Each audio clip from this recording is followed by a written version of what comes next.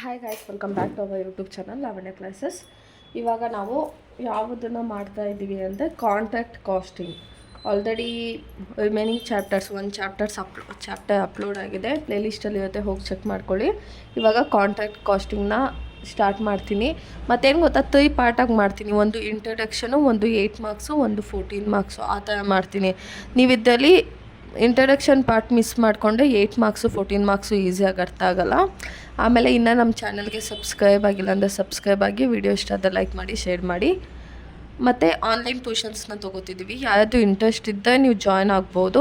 Per chapter 299 rupees. ಅಂದರೆ like 3 chapters ಓದ್ಕೊಂಡ್ರೆ ಸಾಕು, ನೀವು 900 ರುಪೀಸ್ ಆಗುತ್ತೆ ಒಂದು ಸಬ್ಜೆಕ್ಟಿಗೆ. ಓಕೆನಾ? ಅಂದರೆ 3 ಚಾಪ್ಟರ್ಸ್ ನೋಡಿಕೊಂಡ್ರೆ ನಿಮಗೆ ಹೇಗೆ ಅಂದರೆ ಔಟ್ ಆಫ್ ಮಾರ್ಕ್ಸೇ ಸ್ಕೋರ್ ಮಾಡ್ಬೋದು. ಇವಾಗ ಕಾಂಟ್ಯಾಕ್ಟ್ ಕಾಸ್ಟಿಂಗ್ ಸ್ಟಾರ್ಟ್ ಮಾಡೋಣ. ಇವಾಗ ಕಾಂಟ್ಯಾಕ್ಟ್ ಅಂದರೆ ಏನು, ಕಾಸ್ಟಿಂಗ್ ಅಂದರೆ ಏನು? ಇವಾಗ ಕಾಂಟ್ಯಾಕ್ಟ್ ಅಂದರೆ ನೀವೇನು ಅಂದ್ಕೊಂಡಿರ್ತೀವಿ, ಒಂದು ಅಗ್ರಿಮೆಂಟ್ ಇದ್ದಂಗಲ್ವ ಕಾಂಟ್ಯಾಕ್ಟ್ ಅಂದರೆ. ಸೊ ಅಗ್ರಿಮೆಂಟೇ ಇದು. Contract is an agreement between 2 person or company to do some work for money. ಅಂದರೆ ಇವಾಗ ಒಂದು ಕೆಲಸ, ಇವಾಗ ನಾನು ನೀವು ಕಾಂಟ್ಯಾಕ್ಟ್ ಮಾಡ್ಕೋತೀವಿ. ಏನಂತ, ನಾನು ಕ್ಲಾಸಸ್ ಹೇಳ್ಕೊಡ್ತೀನಿ ಅಂತ, ಸರ್ ನಾನು ಪೇ ಮಾಡ್ತೀನಿ ಅಂತ ಇಬ್ಬರು ಒಂದು ಕಾಂಟ್ಯಾಕ್ಟಿಗೆ ಬಂದಿದ್ದೀವಿ, ಒಂದು ಅಗ್ರಿಮೆಂಟಿಗೆ ಬಂದಿದ್ದೀವಿ. ಯಾವ ಪರ್ಪಸ್ಗೋಸ್ಕರ? ಒಂದು ಕೆಲಸನ ಮಾಡಿ ಸರ್ವಿಸ್ನ ಕೊಟ್ಟು ಆಮೇಲೆ ದುಡ್ಡನ್ನ ಇಸ್ಕೊಳ್ಳೋ ಅಂಥದ್ದು. ಇವಾಗ ಒಂದು ದೊಡ್ಡದೊಂದು ಅಪಾರ್ಟ್ಮೆಂಟನ್ನು ಕನ್ಸ್ಟ್ರಕ್ಟ್ ಮಾಡಬೇಕು ಅಂದರೆ 1 ತಿಂಗಳು 7 ತಿಂಗಳಲ್ಲಾಗುತ್ತಾ, 1 ವರ್ಷದಲ್ಲಾಗುತ್ತಾ? ಇಲ್ಲ ತಾನೇ, ಒಂದು 3-4 ವರ್ಷ ಟೈಮ್ ತೊಗೊಳುತ್ತೆ. ಸೊ ಏನು ಈ 3-4 ವರ್ಷ ಟೈಮ್ ತೊಗೊಳುತ್ತಲ್ವ, ಆವಾಗ ಕಂಪ್ಲೀಟಾಗಿ ನಾನು ನಿಮ್ಮ ಕೆಲಸನ ಮುಗಿಸ್ಕೊಡ್ತೀನಿ ಅಂತ ಒಂದು ಕಾಂಟ್ಯಾಕ್ಟ್ನ ಮಾಡೋದು. ಕಾಸ್ಟಿಂಗ್ ಅಂದರೆ ಏನು? Calculating how much money is spend to make something or to some work. ಇವಾಗ ಒಂದು ಬಿಲ್ಡಿಂಗ್ ಕಟ್ಟೋದಕ್ಕೆ, ಒಂದು ಫ್ಲೋರ್ ಕಟ್ಟೋದಕ್ಕೆ ಎಷ್ಟು ಖರ್ಚಾಯಿತು, ಒಂದು ಫ್ಲೋರ್ಗೆ ಇಷ್ಟು ಖರ್ಚಾದರೆ ಸೆಕೆಂಡ್ ಫ್ಲೋರ್ಗೆ ಎಷ್ಟು ಖರ್ಚಾಯಿತು ಅನ್ನೋದನ್ನು ನಾವು ನೋಡ್ತೀವಿ. ಓಕೆನಾ? ಕಾಂಟ್ಯಾಕ್ಟ್ ಕಾಸ್ಟಿಂಗ್ ಅಂದರೆ ಏನು? ನಾವು ಒಂದು ಅಗ್ರಿಮೆಂಟ್ ಮಾಡ್ಕೊಂಡಾಗ ಏನೋ ಒಂದು ಕೆಲಸ ದಬಾಕ್ತೀವಿ ಅಂತ ತೊಗೊಂಡಿರ್ತೀವಲ್ವ, ಆ ಕೆಲಸನ ಮಾಡುವಾಗ ಎಷ್ಟು ಖರ್ಚಾಗಿದೆ ಅನ್ನೋದನ್ನು ನಾವು ನೋಡ್ತೀವಿ. Contractor is the person who accept and does the work. ಈಗ ನಾನು ಕಾಂಟ್ರಾಕ್ಟರು, ನೀವು ಕಾಂಟ್ರಾಕ್ಟೇ ಅಂದ್ಕೊಳ್ಳೋಣ. ನಿಮ್ಮದು ಬಿಲ್ಡಿಂಗನ್ನು ಕನ್ಸ್ಟ್ರಕ್ಷನ್ಗೆ ನನಗೆ ಕೊಟ್ಟಿದ್ದೆ, ನಾನು ಕನ್ಸ್ಟ್ರಕ್ಷನ್ಗೆ ತೊಗೊಂಡಿದ್ದೀನಿ. ಸೊ ನಾನು ಕಾಂಟ್ರಾಕ್ಟರ್, ನೀವು ನನಗೆ ಕೊಟ್ಟಿದ್ದೆ, ಸೊ ನೀವು ಕಾಂಟ್ರಾಕ್ಟಿ. The contractor is the person or a company who gives the work to the contractor. ನೀವು ಇನ್ನೊಬ್ಬರಿಗೆ ಕೊಡ್ತಾ ಇದ್ದೆ, ನೀವು ಕಾಂಟ್ರಾಕ್ಟರ್ ಆಗ್ತದೆ. ಇನ್ನೊಬ್ಬರಿಂದ ನೀವು ತೊಗೊಂಡೆ, ನೀವು ಕಾಂಟ್ರಾಕ್ಟರ್ ಆಗ್ತದೆ. ಓಕೆನಾ? ಕಾಂಟ್ರಾಕ್ಟ್ ಕಾಸ್ಟಿಂಗಿಂದ ಲೈಕ್ ಕೆಲವೊಂದಲ್ಲಿ ಹೆಂಗೆ ಕೇಳಿದ್ದಾರೆ ಅಂದರೆ 14 ಮಾರ್ಕ್ಸಲ್ಲಿ A-B ಕ್ವಶನ್ಸ್ ಅಂತ ಬರುತ್ತಲ್ವಾ. 14 ಮಾರ್ಕ್ಸ್ 8 ಮಾರ್ಕ್ಸ್ಗೂ 1 ಕ್ವಶನ್ ಕೇಳಿದ್ದಾರೆ, 2 ಮಾರ್ಕ್ಸಿಗೆ 2 ಕ್ವಶನ್ಸು, 8 ಮಾರ್ಕ್ಸಿಗೆ 1 ಕ್ವಶನು, 14 ಮಾರ್ಕ್ಸಿಗೆ 1 ಕ್ವಶನು. ಆಮೇಲೆ A-B ಅಂತ ಕ್ವಶನ್ಸ್ ಕೇಳ್ತಾರೆ 14 ಮಾರ್ಕ್ಸಲ್ಲಿ. ಆವಾಗ A ಇಲ್ಲ B-ನಲ್ಲಿ 1 ಕ್ವಶನು ಕಾಂಟ್ಯಾಕ್ಟ್ ಕಾಸ್ಟಿಂಗ್ ರಿಲೇಟೆಡ್ ಇರುತ್ತೆ. ಓಕೆನಾ? ಇವಾಗ ಫಾರ್ಮ್ಯಾಟ್ ನೋಡೋಣ. ಫಾರ್ಮ್ಯಾಟ್ ಇಲ್ಲೇ ಇದೆ. ಓಕೆನಾ? Particular amount contact account. ಈಗ ಕಾಂಟ್ಯಾಕ್ಟ್ ಅಂತ ನಾನು ನಿಮ್ಮ ಹತ್ರ ಕಾಂಟ್ಯಾಕ್ಟ್ ತೊಗೋತೀನಿ ಅಂತ ಹೇಳಿದ್ನಲ್ವ. ಸೊ ಒಂದು ಕಾಂಟ್ಯಾಕ್ಟ್ ತೊಗೊಂಡಿದ್ದೀನಪ್ಪ ನಾನು. ಏನಂತ, ಇವಾಗ ನಿಮ್ಮದೊಂದು ಅಪಾರ್ಟ್ಮೆಂಟ್ನ ಕಟ್ಕೊಡ್ಬೇಕು. ಸೊ ಅಪಾರ್ಟ್ಮೆಂಟು ನಂಗೊಂದು 3 ವರ್ಷ ಟೈಮ್ ತೊಗೊಳುತ್ತೆ. ಏನು ಮಾಡ್ತೀನಿ, 1 ವರ್ಷದಲ್ಲಿ ಸ್ವಲ್ಪ ಕೆಲಸ ಮಾಡ್ತೀನಿ. ಸೆಕೆಂಡ್ ಇಯರ್ನಲ್ಲಿ 1/4 ಭಾಗ ಕೆಲಸ ಮುಗಿಸ್ತೀನಿ. ಥರ್ಡ್ ಇಯರ್ನಲ್ಲಿ 1/4 ಭಾಗ ಕೆಲಸ ಮುಗಿಸ್ತೀನಿ. ಓಕೆನಾ? ಸೊ ನಾನು ಮುಗಿಸುವಾಗ ನನಗೆ ಗೊತ್ತಿರಬೇಕಲ್ಲ ಎಷ್ಟು ಮೆಟೀರಿಯಲ್ನ ನಾನು ಅಲ್ಲಿಗೆ ಹಾಕಿದೆ, ಆ ಸೈಟಿಗೆ ಎಷ್ಟು ಮೆಟೀರಿಯಲ್ ಯೂಸ್ ಮಾಡಿದೆ, ಏನೇನು ಐಟಮ್ಸ್ ಯೂಸ್ ಮಾಡಿದೆ, ಅವ್ರು ನನಗೆ ಎಷ್ಟು ಐಟಮ್ಸ್ ಕೊಟ್ಟು, ಅದನ್ನೆಲ್ಲ ನೋಡ್ಕೋಬೇಕಲ್ವ.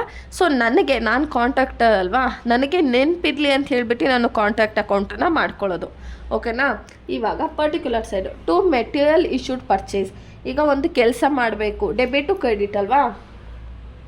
ಸೊ ಡೆಬಿಟ್ ಸೈಡಲ್ಲಿ ಏನೇನು ತೊಗೋತಾನೆ ಅಂದರೆ ಅವ್ನಿಗೆ ಏನೇನು ಖರ್ಚಾಗುತ್ತೆ. ಡೆಬಿಟ್ ಸೈಡಲ್ಲಿ ಏನು ತೊಗೋತಾನೆ, ಅವ್ನ ಎಕ್ಸ್ಪೆನ್ಸಸ್ನ ತೊಗೋತಾನೆ. ಕ್ರೆಡಿಟ್ ಸೈಡಲ್ಲಿ ಏನು ಮಾಡ್ತಾನೆ, ಅವ್ನಿಗೆ ಇನ್ಕಮ್ಮು, ಗೇನು, ಹಾಳು ಮೂಳು ಏನೇನು ಬರುತ್ತೋ. ಇಲ್ಲೇನು ಎಕ್ಸ್ಪೆನ್ಸಸ್ಸು ಲಾಸು ಆಮೇಲೆ ಏನೇನು ಕಾಸ್ಟು ಅದನ್ನು ತೊಗೋತಾನೆ. ಈ ಕಡೆ ಸೈಡಲ್ಲಿ ಇನ್ಕಮು, ಕ್ರೆಡಿಟ್ ಸೈಡಲ್ಲಿ income, gain, assets.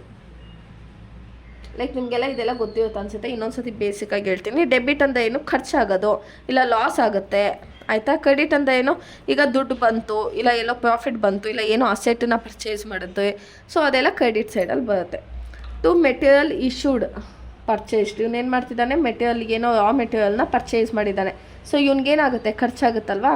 Next direct labours, ವೇಜರ್ಸು. ಈಗ ಯಾರಿಗೋ ಕೆಲ್ಸಕ್ಕೆ ಇಟ್ಟಿದ್ದಾನೆ ಆಯಿತಾ, ಕೂಲಿ ಕೆಲ್ಸಕ್ಕೆ ಇಟ್ಟಿದ್ದಾನೆ, ಅವ್ರಿಗೆಲ್ಲ ದುಡ್ಡು ಕೊಡಬೇಕಲ್ವ. ಸೊ ಅದು ಅವ್ನಿಗೆ ಎಕ್ಸ್ಪೆನ್ಸಸ್ಸು.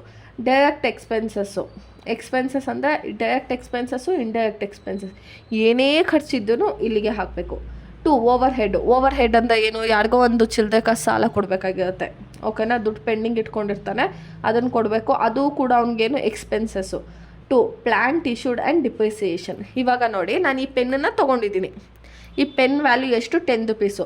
ನಾನು ಈ ಪೆನ್ನಲ್ಲಿ ಬರೀತಾನೇ ಇರ್ತೀನಿ ಅಂದ್ಕೊಳ್ಳಿ. ಪೆನ್ ಹಿಂಗೆ ಇರುತ್ತಾ, ಖಾಲಿ ಆಗುತ್ತೆ ತಾನೇ. ಈಗ ಒಂದು 5 ಪೇಜ್ ಬರೆದಾಗ ಇಂಕು ಇಷ್ಟ ಆಗುತ್ತಲ್ವ, ಕಮ್ಮಿ ಆಗುತ್ತಲ್ವ. ಸೊ ಇಲ್ಲಿಂದ ಇಲ್ಲಿ ಅಮೌಂಟ್ ಏನು ಕಮ್ಮಿ ಆಗಿದೆ, ಇದನ್ನು ನಾವು ಡಿಪ್ರಿಸಿಯೇಷನ್ ಅಂತ ಹೇಳ್ತೀವಿ, ಆಯಿತಾ. ಇವಾಗ ನೀವು ಫೋನ್ ತೊಗೊಳ್ಳುವಾಗ 40,000 ಇತ್ತು, ಅದೇ ಫೋನನ್ನು 6 ತಿಂಗಳಾದಮೇಲೆ ಸೇಲ್ ಮಾಡ್ತೀನಿ ಅಂದರೆ 30,000ಗೆ ಹೋಗುತ್ತೆ. 10,000 ಏನಾಯಿತು, ಡಿಪ್ರಿಸಿಯೇಷನ್ ಆಯಿತು. ಅಂದರೆ ಅದು ವ್ಯಾಲ್ಯೂ ಕಮ್ಮಿ ಆಗ್ತಾ ಹೋಗುತ್ತೆ, ನೀವು ಯೂಸ್ ಮಾಡಿದಷ್ಟು ವ್ಯಾಲ್ಯೂ ಕಮ್ಮಿ ಆಗುತ್ತೆ. ಈಗ ಈ ಪೆನ್ ನಾನು 10 ರೂಪೀಸಿಗೆ ತೊಗೊಂಡಿದ್ದೀನಿ, ಇಷ್ಟನ್ನು ಯೂಸ್ ಮಾಡಿದ್ದೀನಿ, ಇನ್ನು ಇಷ್ಟಿದೆ. ಸೊ ನಾನು ಇದಿಷ್ಟಕ್ಕೆ ಮಾತ್ರ ದುಡ್ಡು ಇಸ್ಕೊತೀನಿ, ಇಷ್ಟಕ್ಕೆ ಇಸ್ಕೊಳ್ಳೋದಿಲ್ಲ, ಆಯಿತಾ. ಸೊ ಇದಿಷ್ಟು ಇವನಿಗೇನೋ ಎಕ್ಸ್ಪೆನ್ಸಸ್ ಆಗುತ್ತೆ. ಇವಾಗ ಬೈ ಕ್ಲೋಸಿಂಗ್ ಬ್ಯಾಲೆನ್ಸು. ಈಗ ಅಲ್ಲೆಲ್ಲೋ ಮಿಕ್ಕ ಐಟಮ್ಸನ್ನು ಇಲ್ಲೇ ತೊಗೊಬಂದು ಬೈ ಕ್ಲೋಸಿಂಗ್ ಬ್ಯಾಲೆನ್ಸ್ ಅಂತ ತೋರಿಸ್ತಾನೆ. ಮೆಟೀರಿಯಲ್ ಅಟ್ ಸೈಟ್ ಹತ್ತ ಕೆಲವೊಂದು ಮೆಟೀರಿಯಲ್ ತೊಗೊಂಡೋಗಿರ್ತಾನೆ, ಅಷ್ಟು ಖರ್ಚಾಗಿಯಲ್ಲ, ಕೆಲವೊಂದು ಮಿಕ್ಕಿರುತ್ತೆ. Material return to store. ಇವಾಗ ಒಂದು 50 ಪೈಂಟ್ ಬಾಕ್ಸನ್ನು ಆರ್ಡರ್ ಮಾಡಿರ್ತಾನೆ, ಪೈಂಟ್ ಹೊಡಿಬೇಕಂತ. ಅದರಲ್ಲಿ 40 ಯೂಸ್ ಆಗಿರುತ್ತೆ, ಇನ್ನು 10 ತೊಗೊಂಡು ಅವ್ನು ಹೆಂಡ್ತಿಗೆ ಬೆಳಿತಾನೆ ಮೇಕಪ್ ಮಾಡ್ಕೊತ, ಇಲ್ಲ ತಾನೇ ಅಂಗಡಿಗೆ ರಿಟರ್ನ್ ಮಾಡಿಬಿಡ್ತಾನೆ. ಮತ್ತು ಪ್ಲ್ಯಾಂಟ್ ರಿಟರ್ನ್ಡು, ಏನೋ ಜಾಸ್ತಿ ಐಟಮ್ಸ್ ತರಿಸಿರ್ತಾನೆ, ಅದನ್ನು ಮತ್ತೆ ರಿಟರ್ನ್ ಮಾಡ್ತಾನೆ. ಪ್ಲ್ಯಾಂಟ್ ಅಟ್ ಎಂಡು, ಅದೊಂದು. ಬೈ ವರ್ಕ್ ಇನ್ ಪ್ರೋಗ್ರೆಸ್ಸು, ಇದು ಕ್ಲೀನಾಗಿ ನೋಡ್ಕೊಳ್ಳಿ.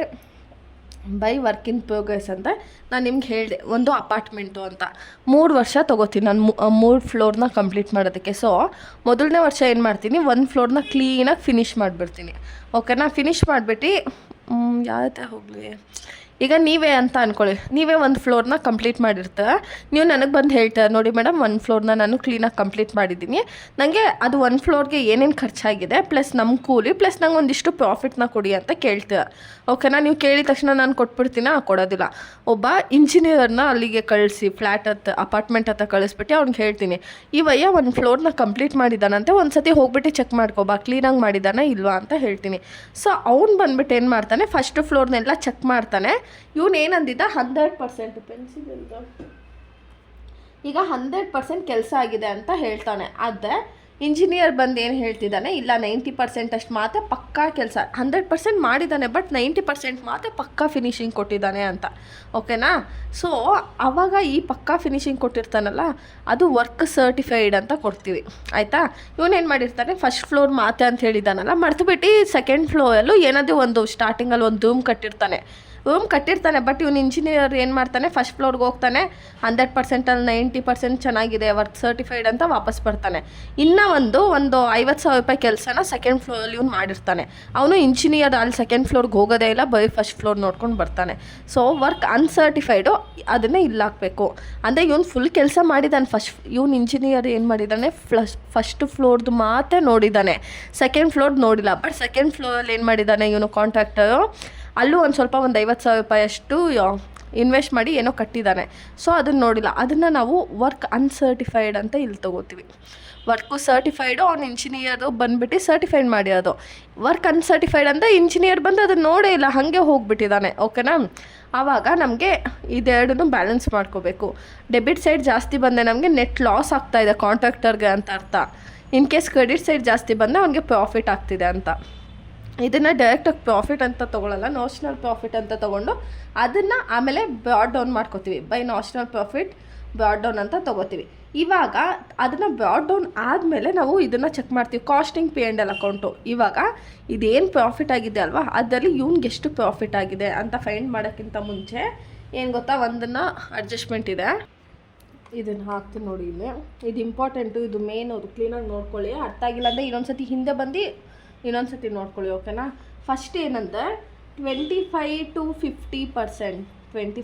50% ಇವನು ಕಾಂಟ್ರಾಕ್ಟರ್ ಇದ್ದಾನಲ್ವಾ, 25ಇಂದ 50% ಏನಾದರೂ ಕೆಲಸ ಮಾಡಿದ್ದೆ ಇದಕ್ಕೆ ನಾವು ಎಷ್ಟು ಕೊಡ್ತೀವಿ, 1/3 ಪ್ರಾಫಿಟನ್ನು ಕೊಡ್ತೀವಿ ಅವನಿಗೆ. ಅದೇ ಅವನು 90% ಮಾಡಿದ್ದೆ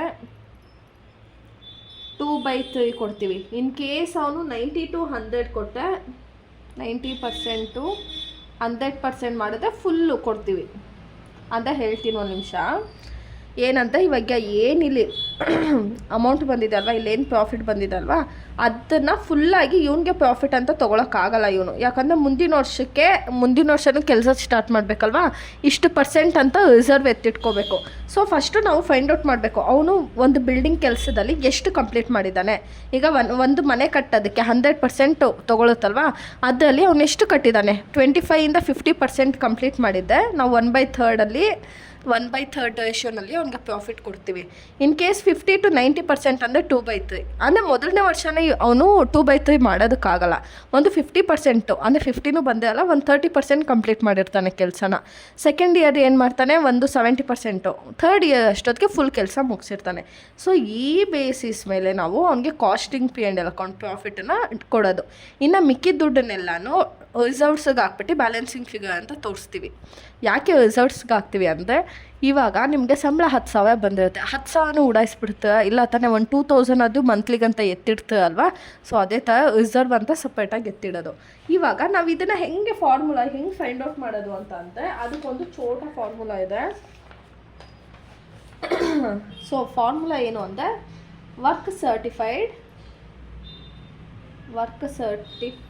ಸರ್ಟಿಫಿಕೇಷನ್ ಅಂತಾರೆ, ಸರ್ಟಿಫೈಡ್ ಅಲ್ವಾ ಅಲ್ಲಿರೋದು, ವರ್ಕ್ ಸರ್ಟಿಫೈಡ್. ಏನಿಲ್ಲ, work certified divided by total cost into 100. ಇದನ್ನು ಹಾಕಿದಾಗ ನಮಗೆ ಗೊತ್ತಾಗುತ್ತೆ ಎಷ್ಟು ಪರ್ಸೆಂಟ್ ತೋರಿಸುತ್ತೆ. ಇವಾಗ ಇನ್ ಕೇಸ್ ಇವನು ಏನು ಮಾಡಿರ್ತಾರಂದರೆ, ಒಂದು 5 ಲಕ್ಷ ವರ್ಕ್ ಸರ್ಟಿಫೈಡ್ ಆಗಿದೆ ಅಂತ ಅಂದ್ಕೊಳ್ಳೋಣ. ಅದರಲ್ಲಿ ಇವನು ಟೋಟಲ್ ಕಾಸ್ಟು ದುಡ್ಡನ್ನ ಎಷ್ಟು ಇಸ್ಕೊಂಡಿದ್ದಾನೆ ಕಾಂಟ್ರಾಕ್ಟಿ ಕಡೆಯಿಂದ, ಒಂದು 20 ಲಕ್ಷ ಇಸ್ಕೊಂಡು ಇಂಟು 100 ಮಾಡುತ್ತೆ ನಮಗೆ 25%. ಸೊ 25% ಅಂದರೆ ಏನು, 25 to 50%, 1/3 ರೇಷಿಯೋನಲ್ಲಿ ನಾವು ಇದನ್ನು ತೊಗೋಬೇಕಾಗುತ್ತೆ. ಫಾರ್ಮೇಟ್ ಅರ್ಥ ಆಯ್ತಲ್ವಾ. ಫಸ್ಟು ಎಕ್ಸ್ಪೆನ್ಸಸ್ ಎಲ್ಲ ಇಲ್ಲಿ ತೊಗೋತೀವಿ, ನೆಕ್ಸ್ಟು ಇನ್ಕಮ್ ಎಲ್ಲ ಇಲ್ಲಿ ತೊಗೋತೀವಿ. ಓಕೆನಾ. ಲಾಸ್ ಬಂದ ಇಲ್ಲಿ, ಪ್ರಾಫಿಟ್ ಬಂದ ಇಲ್ಲಿ. ಕಾಸ್ಟಿಂಗ್ P&L ಅಲ್ಲಿ ಏನು ಮಾಡ್ತೀವಿ, ಶೇರ್ ಮಾಡ್ತೀವಿ ಅವನಿಗೆ. ಓಕೆನಾ. ಇವಾಗ ಕ್ವಶನ್ಗೆ ಹೋಗೋಣ. ಆಮೇಲೆ ಫಾರ್ಮೇಟ್ ಅರ್ಥ ಆಗಿಲ್ಲ ಮತ್ತೇನು ಗೊತ್ತೊಂದು 2-3 ಪ್ರಾಬ್ಲಮ್ ಸಾಲ್ವ್ ಮಾಡಿಬಿಡಿ. ಸೊ ನಿಮಗೆ ಫಾರ್ಮೇಟ್ ಅರ್ಥ ಆಗಿಬಿಡುತ್ತೆ. ಇವಾಗ ಕ್ವಶನ್ಗೆ ಹೋಗೋಣ. 8 ಮಾರ್ಕ್ಸ್ ಕ್ವಶನ್ ನಿಮಗಿದು. Shankar construction limited has undertaken the construction of a bridge. So Shankar construction ಅವರು ಏನು ಮಾಡಿದ್ದಾನೆ, ಬ್ರಿಡ್ಜನ್ನ ಕನ್ಸ್ಟ್ರಕ್ಟ್ ಮಾಡೋದಕ್ಕೆ ತೊಗೊಂಡಿದ್ದಾನೆ. ಕಾಂಟ್ರಾಕ್ಟ್ ಪ್ರೈಸ್ ಬೀಯಿಂಗ್ 65 lakhs ಅಂತೆ. ಟೋಟಲ್ ಒಂದು ಬ್ರಿಡ್ಜನ್ನ ಕಟ್ಟಿ ಮುಗಿಸೋದಕ್ಕೆ 65 lakh rupees ಬೇಕಂತೆ. The detail relating to the construction are has follows. So ಈ ಬ್ರಿಡ್ಜನ್ನ ಕಟ್ಟೋದಕ್ಕೆ ಕೆಳಗಡೆ ಇರೋದೆಲ್ಲನೂ ಸಂಬಂಧಪಟ್ಟಿರೋ ಐಟಮ್ಸು. ಮೆಟೀರಿಯಲ್ ಬ್ರಾಟ್ ಎಷ್ಟಕ್ಕೆ ತಂದಿದ್ದಾನೆ, 16,50,000ಗೆ ಮೆಟೀರಿಯಲ್ನ ಪರ್ಚೇಸ್ ಮಾಡಿದ್ದಾನೆ. Material send from store 4 lakh. ಏನು ಮಾಡ್ತಿದ್ದಾನೆ, ಮೆಟೀರಿಯಲ್ಸ್ನ ಸ್ಟೋರ್ಗೆ ಸೆಂಡ್ ಮಾಡ್ತಾ ಇದ್ದಾನೆ. ಅದೆಷ್ಟಿದೆ, 4 lakhs ಇದೆ. ನೆಕ್ಸ್ಟು ಲೇಬರ್ ಕಾಸ್ಟು 20 lakhs ಖರ್ಚಾಗಿದೆ ಅಂತೆ. ಬೈ ಕೂಲಿಗೆ ಎಷ್ಟು ದುಡ್ಡು ಕೊಟ್ಟಿದ್ದಾನೆ, 20 lakhs. Direct expenses 1,25,000. Higher and use of plant 60,000. ಏನು ಮಾಡಿದ್ದಾನೆ, ಒಂದು ಪರ್ಚೇಸ್ ಮಾಡಿದ್ದಾನೆ. ಏನೋ ಪ್ಲ್ಯಾಂಟ್ ಅಂದರೆ ತುಳಸಿ ಗಿಡನೋ ಅಂಥದ್ದಲ್ಲ, ಯಾವುದೋ ಒಂದು plant and machinery purchase hire ಮಾಡ್ಕೊಂಡಿದ್ದಾನೆ, ಬಾಡಿಗೆಗೆ ಇಸ್ಕೊಂಡು ಅದನ್ನು ಯೂಸ್ ಮಾಡ್ಕೊಂಡಿದ್ದಾನೆ. ಅದಕ್ಕೆ 60,000 rupees ಆಗಿದೆ. General overhead allocated. ಏನು ಜನರಲ್ ಓವರ್ ಹೆಡ್ ಎಷ್ಟಿದೆ ಅಂತ, 1,75,000 rupees ಇದೆ. Material on hand at the end. So material in hand, ಇವಾಗ ಮೆಟೀರಿಯಲ್ಲು ಇದೆಲ್ಲ ಆದಮೇಲೆ ಲಾಸ್ಟಲ್ಲಿ ಎಷ್ಟು ಮಿಕ್ಕಿದೆ ಅಂತ 31,500 ಮಿಕ್ಕಿರೋದು. ಸೊ ಇದನ್ನು ಎಲ್ಲಿ ತೊಗೋತೀವಿ ನಾವು, ಕ್ರೆಡಿಟ್ ಸೈಡಲ್ಲಿ ತೊಗೋತೀವಿ.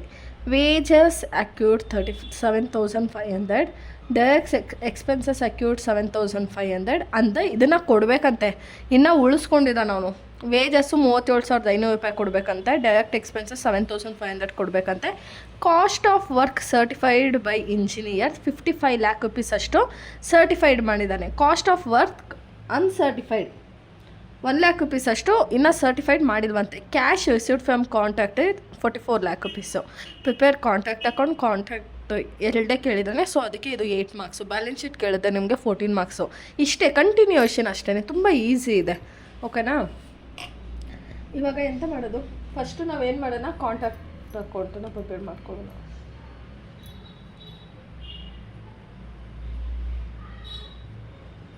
ಕಾಣಿಸ್ತಿದಲ್ಲ,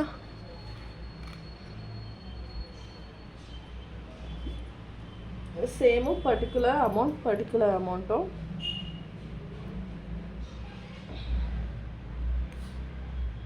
ಪರ್ಟಿಕ್ಯುಲರ್ ಅಮೌಂಟ್ ನಾನು ಏನು ಹೇಳಿದ್ದೆ, ಅವ್ನಿಗೆ ಎಕ್ಸ್ಪೆನ್ಸಸ್ ಖರ್ಚಾಗೋದನ್ನೆಲ್ಲ ಡೆಬಿಟ್ ಸೈಡ್ ತೊಗೋಬೇಕು.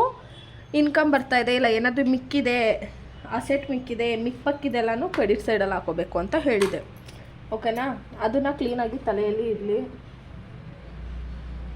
ನಾನು ಆ್ಯಕ್ಚುಲಿ ವೀಡಿಯೋನ ಇನ್ನೂ ಒಂದು ಸ್ವಲ್ಪ ಲೇಟಾಗಿ ಮಾಡ್ತಾಯಿದ್ದೆ, ಇನ್ನೂ ಎಕ್ಸಾಮ್ ಟೈಮಲ್ಲಿ ಮಾಡ್ತಿದ್ದೆ. ನಿಮ್ಮ ಮೆಸೇಜ್ಗಳು ಒಂದೊಂದು ಮುತ್ತುಕೊಂಡು ನಿಮ್ಮ ಮೆಸೇಜ್ ನೋಡೇ ನನಗೆ ಒಂಥರ ಬೇಜಾರಾಗುತ್ತೆ. ಅಯ್ಯೋ ಹುಡುಗರು ಇನ್ ಕೇಸ್ ನಾನು ವೀಡಿಯೋ ಹಾಕಿಲ್ಲ ಅಂದರೆ ಫೇಲ್ಗಿಲ್ ಆಗೋಗ್ಬಿಡ್ತಾರೆ ಅಂತ ಇವತ್ತೇ ಅಪ್ಲೋಡ್ ಮಾಡ್ತಾಯಿದ್ದೀನಿ, ಅಷ್ಟು ಮೆಸೇಜಸ್ಸು.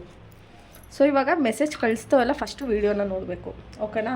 ಮತ್ತು ಮೆಸೇಜ್ ಯಾವ ಬೇಕು ಇದು ಈ ಸಬ್ಜೆಕ್ಟು ಬೇಕು ಅಂತ ಯಾರು ಮೆಸೇಜ್ ಮಾಡಿದ್ದು ನಮ್ಗೆ ಪ್ರೀವಿಯಸ್ ವೀಡಿಯೋಲೆಲ್ಲ ತುಂಬ ಅವೆಲ್ಲ ಬಂದುಬಿಟ್ಟು ಇದಕ್ಕೆ ಮೆಸೇಜ್ ಮಾಡಬೇಕು ನೀವು. ಓಕೆನಾ? ಮೆಸೇಜ್ ಮಾಡಿಲ್ಲ ಅಂದರೆ ಓದಿ ತಿಂತೀರ. ಇವಾಗ ಡೆಬಿಟು ಕ್ರೆಡಿಟು ಅಮೌಂಟು ಓಕೆನಾ? ಫಸ್ಟಿಂದ ಬರೋಣ. ಒಂದು ಬ್ರಿಡ್ಜು ಕಟ್ಟೋದಕ್ಕೆ 65 ಲ್ಯಾಕ್ ರುಪೀಸ್ ಖರ್ಚಾಗುತ್ತಂತೆ. ಅದರಲ್ಲಿ ಇವನು ಎಷ್ಟಕ್ಕೆ ಮೆಟೀರಿಯಲ್ ತಂದಿದ್ದಾನೆ? 16,50,000 ರುಪೀಸ್ಗೆ ತೊಗೊಬಂದಿದ್ದಾನೆ. ಮೆಟೀರಿಯಲ್ನ ಏನು ಮಾಡಿದ್ದಾನೆ? ತಂದಿದ್ದಾನೆ. ಮೆಟೀರಿಯಲ್ನ ತೊಗೊಬಂದ ಏನಾಗುತ್ತೆ? ನಮಗೆ ಖರ್ಚಾಗುತ್ತೆ. ಓಕೆನಾ?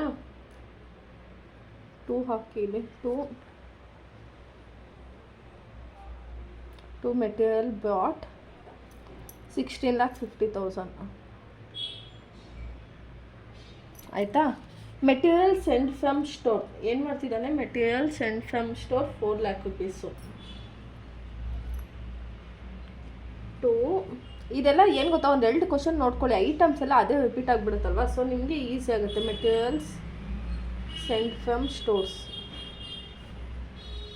ಅವರು ನಮಗೆ ಕಳಿಸಿದ್ದಾರೆ ಮೆಟೀರಿಯಲ್ಸ್ನ,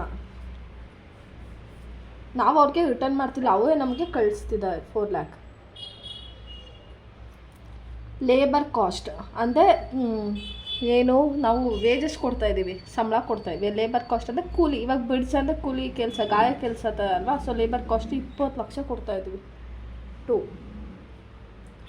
ಲೇಬರ್ ಕಾಸ್ಟ್. ಇದನ್ನು ನೀವೇ ಕನ್ಸ್ಟ್ರಕ್ಟ್ ಮಾಡ್ತಿರೋದು ಅನ್ನೋ ಥರ ಫೀಲ್ ಮಾಡ್ಕೊಳ್ಳಿ. ಸೊ ಅವಾಗ ಈಸಿ ಆಗುತ್ತೆ. ಆವಾಗ ನಿಮ್ಗೆ ಇನ್ಕಮ್ ಬರ್ತಾಯಿದೆಯಾ, ಎಕ್ಸ್ಪೆನ್ಸಸ್ ಬರ್ತಾಯಿದೆಯಾ ಅಂತ ಈಸಿಯಾಗಿ ಗೊತ್ತಾಗ್ಬೋದು. ಇವಾಗ ನಾನೇ ಕಾಂಟ್ಯಾಕ್ಟ್ ಅಂದ್ಕೊಳ್ಳಿ, ನನ್ನ ಗಂಡನೇ ಶಂಕರ್ ಕನ್ಸ್ಟ್ರಕ್ಷನ್ ಲಿಮಿಟೆಡ್ ಅಂತ ಅನ್ಕೋತೀನಿ.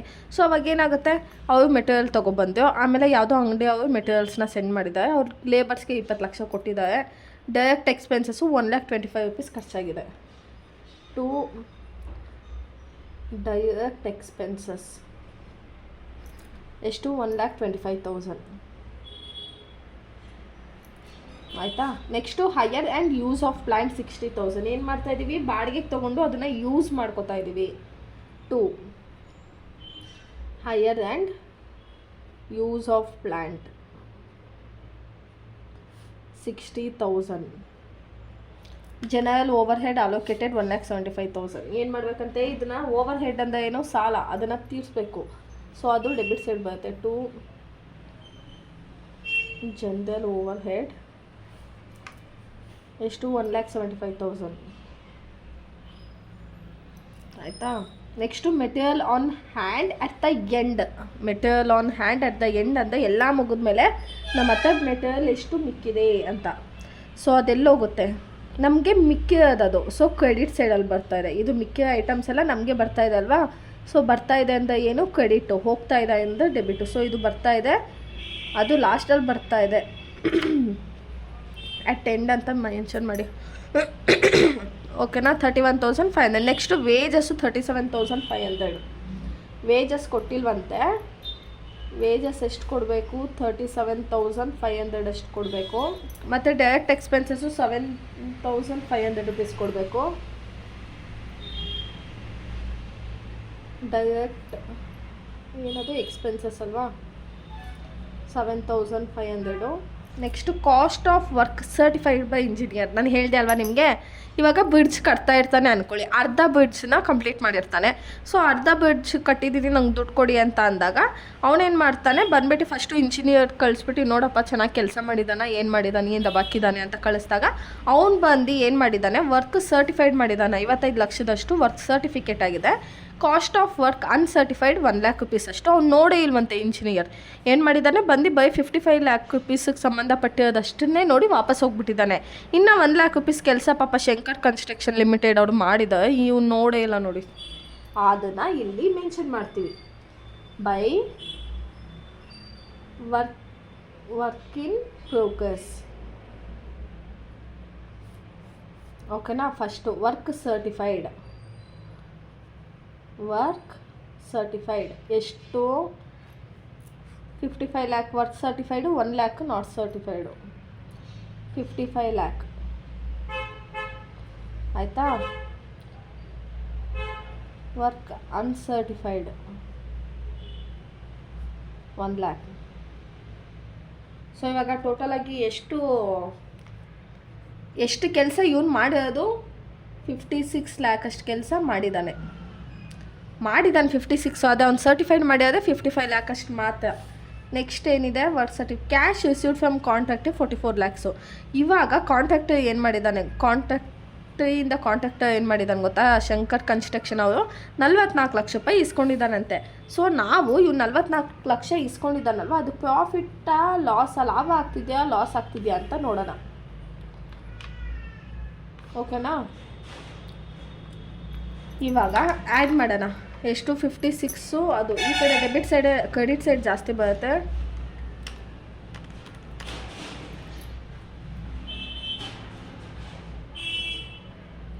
$56,31,500.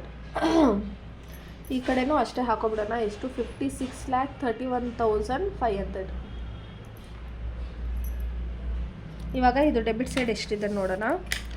16,50,000, 4,20,000, ಅಯ್ಯೋ 16,50,000, 4,00,000, 20,00,000, 1,25,000, 60,000, 175, 37,500, 7,500. ಇದಿಷ್ಟು ಆ್ಯಡ್ ಮಾಡಿ ಮೈನಸ್ 56,31,500 ಮಾಡುತ್ತೆ. ನಮಗೆ ಇವ್ನಿಗೆ ಎಷ್ಟು ಪ್ರಾಫಿಟ್ ಬರ್ತಾ ಇದೆ, ಎಷ್ಟು, 11,70,000. ಸೊ ಇದನ್ನು ಏನಂತ ಹೇಳ್ತೀವಿ, ಪ್ರಾಫಿಟ್ ಅಂತ ಹೇಳೋದಿಲ್ಲ, ಟು ನೋಷನಲ್ P&L ಅಕೌಂಟ್ ಅಂತ ತೊಗೊಳ್ಳೋಣ. ಕ್ಯಾರಿ ಡೌನ್, ನನಗೆ ಏನಾಗ್ತಿದೆ ಇಲ್ಲಿ, ಪ್ರಾಫಿಟ್ ಆಗ್ತಾಯಿದೆ. ಓಕೆನಾ. ಇಲ್ಲಿ ಏನು ಪ್ರಾಫಿಟ್ ಆಗ್ತಿದೆ ಅಲ್ವಾ, ಅದನ್ನು ಇಲ್ಲಿ ಬ್ರಾಡ್ ಡೌನ್ ಮಾಡ್ಕೊಳ್ಬೇಕು. ಬೈ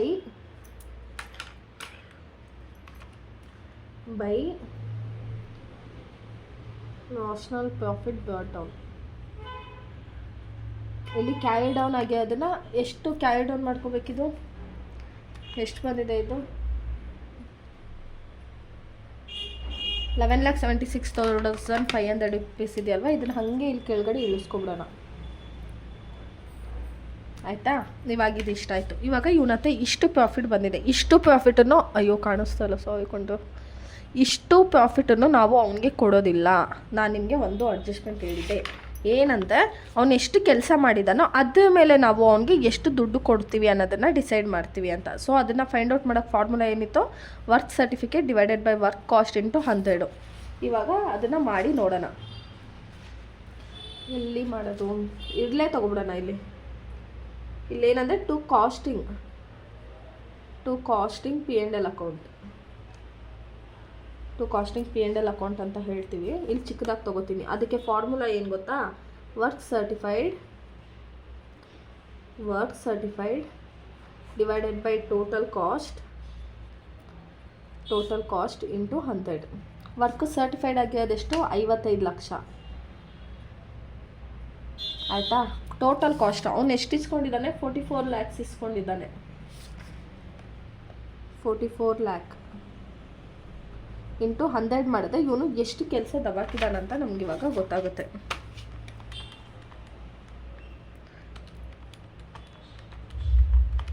ಎಷ್ಟು, ಇದ್ಯಾಕೆ ಹಿಂಗೆ ಬರ್ತೈತೆ,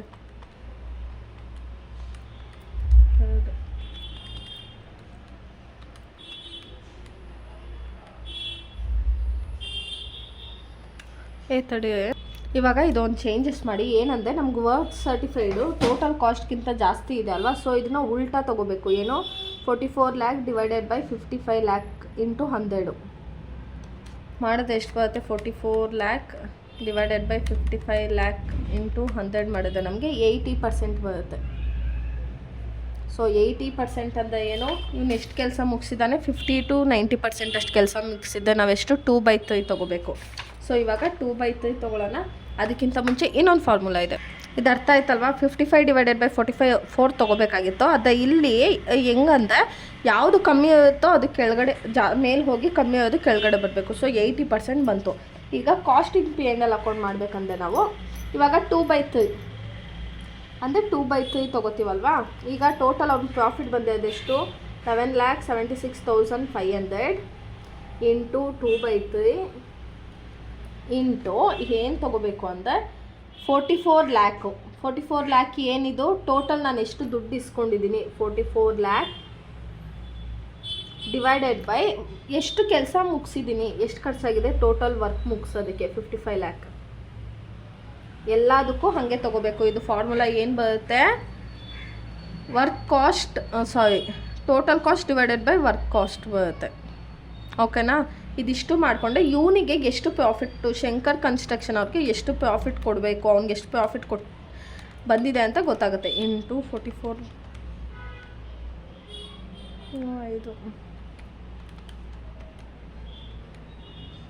5 ಒಂದು ನಿಮಿಷ.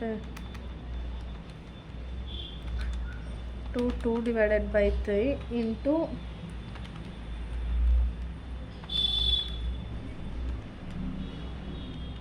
ಏನಿದು ವರ್ಕ್ ಆಗ್ತಾನೆ? 11,76,500 ಇಂಟು 2 ಡಿವೈಡೆಡ್ ಬೈ 3 ಮತ್ತೆ ಇಂಟು 44 lakh ಡಿವೈಡೆಡ್ ಬೈ 50. ಇದೆಂತದ? ಒಂದು ನಿಮಿಷ ಸಪ್ರೇಟಾಗಿ ತೊಗೋಬೇಕು ಅನ್ಸುತ್ತೆ. ಈಗ 44 lakh ಡಿವೈಡೆಡ್ ಬೈ 55 lakh ಮಾಡಿದ್ರೆ 0.8 ಬಂತಲ್ಲ, 0.8 ಹಾಗೆ ಇಟ್ಕೊಳ್ಳೋಣ. ಇದು ಫುಲ್ ಬರ್ತಾಯಿಲ್ಲ, ಸೊ ಸಪ್ರೇಟಾಗಿ ತೊಗೊಳ್ಳೋಣ. ಇವಾಗ ಇದು ಇಂಟು ಇದನ್ನು ಮಾಡೋಣ. ಯಾವುದು? 11,76,500 ಇಂಟು 2/3 ಮಾಡಿದ್ರೆ ಎಷ್ಟು ಬಂತು? 7,84,333 ಇಂಟು ಇದೆಷ್ಟು ಬಂದಿತ್ತು? 0.8 ಬಂದಿತ್ತು. 44 lakh ಡಿವೈಡೆಡ್ ಬೈ 55 lakh 0.8. ಈಗ 0.8 ಇಂಟು 7,84,333 ಮಾಡುತ್ತೆ. ಇವ್ನಿಗೆ ಎಷ್ಟು ಪ್ರಾಫಿಟ್ ಕೊಡ್ತಾಯಿದ್ದೀವಿ ನಾವು? 6,27,466 ಅಷ್ಟು ಪ್ರಾಫಿಟ್ಟು. ಹಾಗಾದರೆ ಮಿಕ್ಕಿದ್ದನ್ನು ಎಲ್ಲಿ ತೊಗೋತೀವಿ ಅಂತ ನೀವು ಕೇಳ್ಬೋದು. ಒಂದು ನಿಮಿಷ ನಾನೇ ತೊಗೋತೀನಿ, ಜಾಗ ಚಿಕ್ಕದಾಗೋಯ್ತು. ಇವಾಗ ಇದು 11,76,500 ಇವನಿಗೆ 6 lakh ಕೊಟ್ಟಿದ್ದೀವಿ. ಮಿಕ್ಕಿದ್ದೇನು ಮಾಡಬೇಕು? ಮಿಕ್ಕಿದ್ದನ್ನು ನಾವು ರಿಸರ್ವ್ಸ್ಗೆ ಹಾಕಬೇಕು. ಸೊ ಅದನ್ನು ಏನಂತ ತೋರಿಸ್ತೀವಿ? Reserves and surplus balancing figure. Reserves and surplus balancing figure ಹೆಂಗೆ ಬಂತು ಅಂದರೆ 11,76,500 ಮೈನಸ್ 6,27,466 ಮಾಡುತ್ತೆ. 11,76,500 ರಿಸರ್ವ್ಸಿಗೆ ಎಷ್ಟು ಕೊಡ್ತಾಯಿದ್ದೀವಿ ನಾವು? 5,49,032 rupees ಕೊಡ್ತಾಯಿದ್ದೀವಿ. ನಿಧಾನಕ್ಕೆ ಹೇಳ್ತೀನಿ, ಅರ್ಥ ಮಾಡ್ಕೊಳ್ಳಿ. ಏನಂದರೆ ಫಸ್ಟು ಇಲ್ಲೆಲ್ಲ ಏನೇನು ಎಕ್ಸ್ಪೆನ್ಸಸ್ ತೊಗೊಂಡ್ವಿ, ಏನೇನು ಇನ್ಕಮ್ ಬಂದಿದೆ, ಅಸೆಟ್ಸ್ ಇದೆ, ಅದನ್ನೆಲ್ಲ ಇಲ್ಲಿ ಕ್ರೆಡಿಟ್ ಸೈಡ್ ತೊಗೊಂಡು ಇವನಿಗೆ ಪ್ರಾಫಿಟ್ ಆಗಿತ್ತು. ಪ್ರಾಫಿಟ್ನ ಇಲ್ಲಿ ಬ್ರಾಡ್ ಡೌನ್ ಮಾಡ್ಕೊಂಡ್ವಿ. ಬ್ರಾಡ್ ಡೌನ್ ಮಾಡಿದ್ಮೇಲೆ ಈಗ ಪ್ರಾಫಿಟ್ 11,76,500 ಇದೆ. ಅಷ್ಟನ್ನು ಅವ್ನಿಗೆ ಕೊಡೋದಿಲ್ಲ ಪ್ರಾಫಿಟ್ಟು. ಯಾಕಂದರೆ ಮತ್ತೆ ನೆಕ್ಸ್ಟ್ ಕೆಲಸ ಮಾಡೋಕೆ ಅವ್ನಿಗಿಷ್ಟು ರಿಸರ್ವ್ಸ್ ಅಂತ ಇರಬೇಕಲ್ವಾ. ಈಗ ನೀವು ನೆಕ್ಸ್ಟ್ ಮಂತ್ ನಡೆಸ್ಬೇಕಂದ್ರೆ ಈ ತಿಂಗಳ ಒಂದು 5,000 ರೂಪಾಯಿ ಇಟ್ಕೊಂಡಿರ್ಬೇಕಲ್ವ, ಇಲ್ಲ ಡೈರೆಕ್ಟಾಗಿ ಹೆಂಗಾಗುತ್ತಲ್ಲ. ಸೊ ಅದಕ್ಕೆ ಏನು ಮಾಡ್ತೀವಿ ಅಂದರೆ ಇವನಿಗೆ ಎಷ್ಟು ಕೆಲಸ ಮಾಡಿದ್ದಾನೆ ಅನ್ನೋದ್ರ ಮೇಲೆ. ಸೊ ಏನು ಯಾವುದು ಕಮ್ಮಿ ಇರುತ್ತೋ ಅದನ್ನು ತೊಗೊಳ್ಳಿ. 44 lakh ಡಿವೈಡೆಡ್ ಬೈ 55 ಇಂಟು 100 ಮಾಡುತ್ತೆ. ಇವನು 80% ಅಷ್ಟು ಕೆಲಸ ಮುಗಿಸಿದ್ದಾನೆ. 80% ಕೆಲಸ ಅಂದರೆ ನಾವು ಯಾವ ರೇಷಿಯೋನಲ್ಲಿ ಅವನಿಗೆ ಪ್ರಾಫಿಟ್ ಕೊಡ್ತೀವಿ? 2:3 ರೇಷಿಯೋ. ಅಂದರೆ ಇವನು ಎಷ್ಟು ಕೆಲಸ ಮಾಡಿದ್ದಾನೆ? 80% ಕೆಲಸ ಮಾಡಿದ್ದಾನೆ. ಅಂದರೆ 50 ಮತ್ತು 90 ಮಧ್ಯದಲ್ಲಿದೆ. ಸೊ 2:3 ರೇಷಿಯೋದಲ್ಲಿ ಅವನಿಗೆ ಪ್ರಾಫಿಟನ್ನು ಕೊಡ್ತೀವಿ. ಎಷ್ಟಿತ್ತು ಪ್ರಾಫಿಟ್ಟು? 11,76,500 ಇಂಟು 2/3 ಇಂಟು ಅವನು ಎಷ್ಟು ದುಡ್ಡನ್ನು ಇಸ್ಕೊಂಡಿದ್ದಾನೆ, ಯಾರ ಕಾಂಟ್ರಾಕ್ಟ್ರಿ ಹತ್ರ ಎಷ್ಟು 44 ಲಕ್ಷ ಇಸ್ಕೊಂಡಿದ್ದಾನೆ. ಆದರೆ ಅವನು ಎಷ್ಟರದ್ದು ಕೆಲಸ ಮುಗಿಸಿದ್ದಾನೆ? 55 ಲಕ್ಷದಷ್ಟು ಕೆಲಸನ ಮುಗಿಸಿದ್ದಾನೆ. ಸೊ ಅವನಿಗೆ ಎಷ್ಟು ಪ್ರಾಫಿಟ್ ಬರುತ್ತೆ? 6,27,466 ರುಪೀಸ್ ಕೊಡ್ತೀವಿ. ಆಮೇಲೆ ಈ ಮಿಕ್ಕಿದ್ದ ದುಡ್ಡನ್ನು ನಾವೇನು ಮಾಡ್ತೀವಿ, ರಿಸರ್ವ್ಸ್ಗೆ ಹಾಕ್ತೀವಿ. ಅವ್ನಿಗೆ ಯಾವುದಕ್ಕಾದ್ರೂ ಬೇಕಾಗುತ್ತೆ, ನೆಕ್ಸ್ಟ್ ಕೆಲಸ ಮಾಡೋಕ್ಕೆ ಖರ್ಚಿಗೆ ಬೇಕಾಗುತ್ತಂತ ರಿಸರ್ವ್ಸ್ಗೆ ಹಾಕ್ತೀವಿ. ಇದು ಕಾಂಟ್ರಾಕ್ಟ್ ಅಕೌಂಟು. ಇವಾಗ ಕಾಂಟ್ರಾಕ್ಟಿ ದುಡ್ಡು ಕೊಟ್ಟಿರೋದಲ್ವಾ, ಅವನಿಂದನೂ ಅವನದು ಒಂದು ಅಕೌಂಟನ್ನು ಪ್ರಿಪೇರ್ ಮಾಡಬೇಕು. ಕಾಂಟ್ರಾಕ್ಟಿ ಅಕೌಂಟ್. ಸೊ ಏನು ಬರಲ್ಲ, ಇವನೇನು ಮಾಡಿದ್ದಾನೆ, ಕಾಂಟ್ರಾಕ್ಟಿ ದುಡ್ಡನ್ನು ಕೊಟ್ಟಿದ್ದಾನೆ. ಸೊ ಅದೊಂದನ್ನು ಮಾತ್ರ ರೆಕಾರ್ಡ್ ಮಾಡ್ತೀವಿ. ಪರ್ಟಿಕ್ಯುಲರ್ ಅಮೌಂಟ್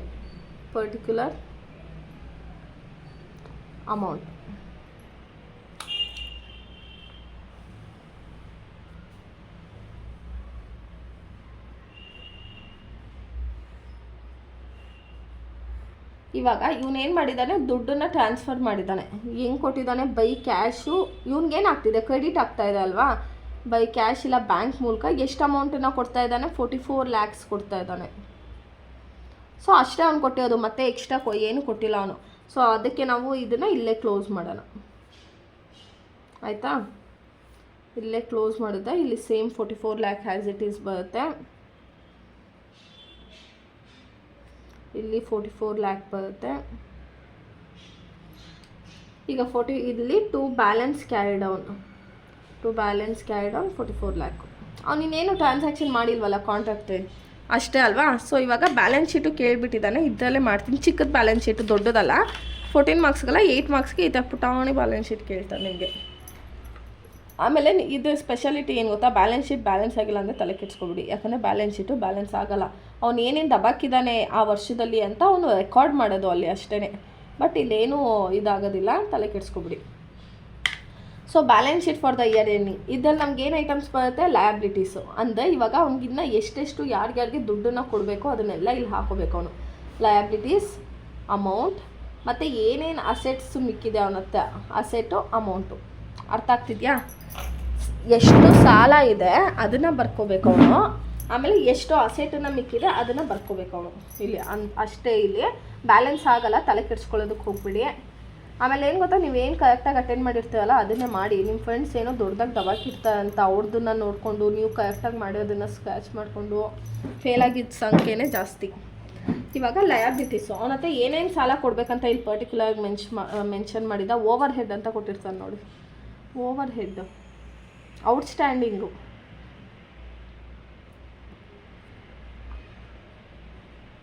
ಇಲ್ಲಿ ನೋಡಿ, ಇದು ವೇಜಸ್ ಅಕ್ಯೂರ್ಡ್ 37,500, ಡೈರೆಕ್ಟ್ ಎಕ್ಸ್ಪೆನ್ಸಸ್ ಅಕ್ಯೂರ್ಡು 7,500. ಇದೇನು ಔಟ್ಸ್ಟ್ಯಾಂಡಿಂಗು. ಅಕ್ಯೂರ್ಡ್ ಅಂದರೆ ಏನು? ಔಟ್ಸ್ಟ್ಯಾಂಡಿಂಗು, ಕೊಟ್ಟಿಲ್ಲ, ಕೊಡಬೇಕು ಅಂತ.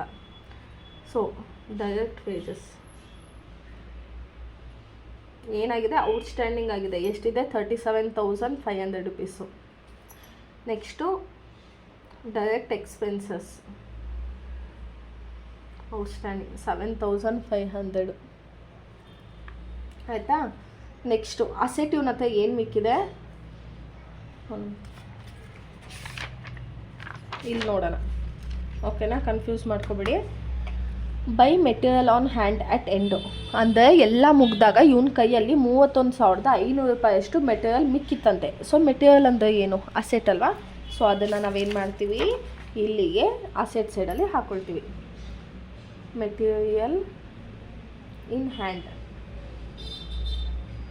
ಎಷ್ಟಿತ್ತು? 31,500 ಇತ್ತು, ಓಕೆನಾ?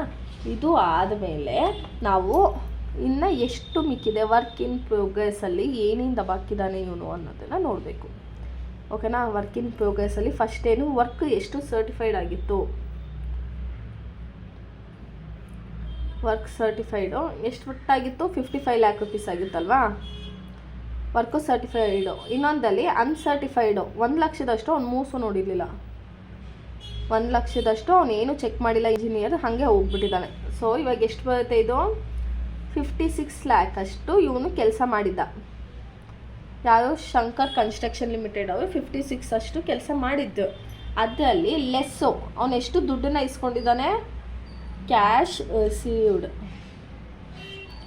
ಎಷ್ಟು ದುಡ್ಡನ್ನು ಇಸ್ಕೊಂಡಿದ್ದಾನೆ? 44 lakh rupees ಅಷ್ಟು ದುಡ್ಡನ್ನು ಇಸ್ಕೊಂಡಿದ್ದಾನೆ, ಆಯಿತಾ? ಇದು ಲೆಸ್ ಮಾಡಿದ್ರೆ ಎಷ್ಟು ಬರುತ್ತೆ? 56 lakh ಮೈನಸ್ 44 lakh ಮಾಡಿದ್ದೆ. ಇವನ ಹತ್ರ ಎಷ್ಟು ಮಿಕ್ಕಿ, ಒಂದು ನಿಮಿಷ, 56 ಲ್ಯಾಕ್ ಮೈನಸ್ 44 ಲ್ಯಾಕ್.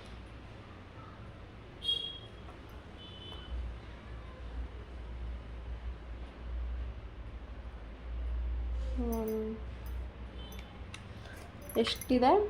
12 ಲಕ್ಷ ಮಿಕ್ಕಿದೆ. ಓಕೆನಾ? ಆ 12 ಲಕ್ಷದಲ್ಲಿ ರಿಸರ್ವ್ಸ್ ಇದೆ. ರಿಸರ್ವ್ ಉಂದಿ ಎಕ್ಕಡ ಉಂದಿ ಅಂದರೆ ಈ ಕಡೆ ಉಂದಿ ನೋಡಿ. ರಿಸರ್ವ್ಸ್ ಎಷ್ಟಿದೆ ಇವನ ಹತ್ರ? 5,49,033 ರೂಪಾಯಿ ಇದೆ. ಅದನ್ನು ಇಲ್ಲಿ ತೊಗೋತೀವಿ. ರಿಸರ್ವ್ಸ್ ಎಲ್ಲ ನಾವು ಎಲ್ಲಿ ತೊಗೊಳ್ಳೋದು? ಅಸೆಟಲ್ಲಲ್ವ ಬರೋದು. ಸೊ ನಾವೇ ತೊಗೋಬೇಕು. ಅಸೆಟನ್ನ ಸ್ವಲ್ಪ ತಲೆ ಯೂಸ್ ಮಾಡ್ಕೊಂಡು ಎಷ್ಟಿದೆ? 5,49,033. ಆಮೇಲೆ ಲಯಬಿಲಿಟಿ ಸೈಡಲ್ಲೂ ನಾವೇನು ತೊಗೋತೀವಿ? Profit and loss ತೊಗೋತೀವಲ್ವ.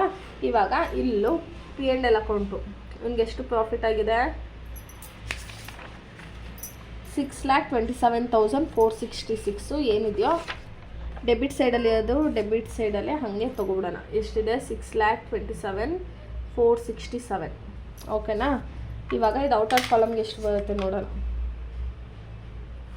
12 ಲ್ಯಾಕಲ್ಲಿ ಮೈನಸ್ 5,59,033. ಸಾರಿ 49,053 ಮಾಡಿದ್ರೆ ಎಷ್ಟು ಬರುತ್ತೆ? 12 lac minus 5,49,000.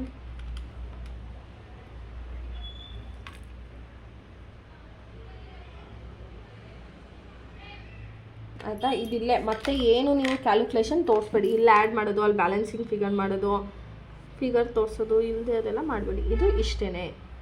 So 8 ಮಾರ್ಕ್ಸಿಗೆ balance sheet ಕೇಳಲ್ಲ ನಿಮಗೆ. ನಾನು ಇದು ಯಾವುದೋ ಒಂದು ಕ್ವಶನಲ್ಲಿತ್ತು ಅದಕ್ಕೆ ಮಾಡಿಸ್ತಾ ಇದ್ದೀನಿ. ಏನು ಮೆಟೀರಿಯಲ್ಸ್ ಅಂತ ಏನು ಮಿಕ್ಕಿರೋ ಮೆಟೀರಿಯಲ್ಸು ಅಸೆಟು ವರ್ಕ್ ಇನ್ ಪ್ರೋಗ್ರೆಸ್ಸು ತೋರಿಸಲೇಬೇಕು. ಅವನು ಎಷ್ಟು ಖರ್ಚು ಮಾಡಿದ್ದ, ಅದೆಲ್ಲ ಎಷ್ಟು ದುಡ್ಡು ಇಸ್ಕೊಂಡಿದ್ದಾನೆ, ರಿಸರ್ವ್ಸ್ ಎಷ್ಟಿದೆ, ಮೈನಸ್ ಮಾಡಿ ಎಷ್ಟು ಬಂದಿದೆ ಅನ್ನೋದನ್ನು ತೋರಿಸ್ತೀವಿ. ಈ ಕಡೆ ಸೈಡು ಏನಾದರೂ ಸಾಲ ಕೊಡೋದಿದ್ದೆ ಔಟ್ಸ್ಟ್ಯಾಂಡಿಂಗ್ ಎಲ್ಲ ತೊಗೋತೀವಿ. ಆಮೇಲೆ ಪ್ರಾಫಿಟ್ ಬಂದ ಈ ಕಡೆ, ಲಾಸ್ ಬಂದ ಈ ಕಡೆ ಸೈಡು. ಓಕೆನಾ? ವಿಡಿಯೋ ಇಷ್ಟ ಆಗಿದೆ ದಯವಿಟ್ಟು ಅರ್ಥ ಆಗಿದೆ ಅಂತ ಮೆಸೇಜ್ ಮಾಡಿ. ನನಗೂ ಸ್ವಲ್ಪ ಗೊತ್ತಾಗಬೇಕಲ್ಲ ನಿಮ್ಗೆ ಅರ್ಥ ಆಗಿದೆಯಾ ಇಲ್ವಾ ಅಂತ. ಸೊ ಆನ್ಲೈನ್ ಟ್ಯೂಷನ್ಸ್ ಯಾವುದು ಇಂಟ್ರೆಸ್ಟ್ ಇದ್ದರೆ ನನಗೆ DM ಮಾಡಿ. Keep watching guys. Thank you.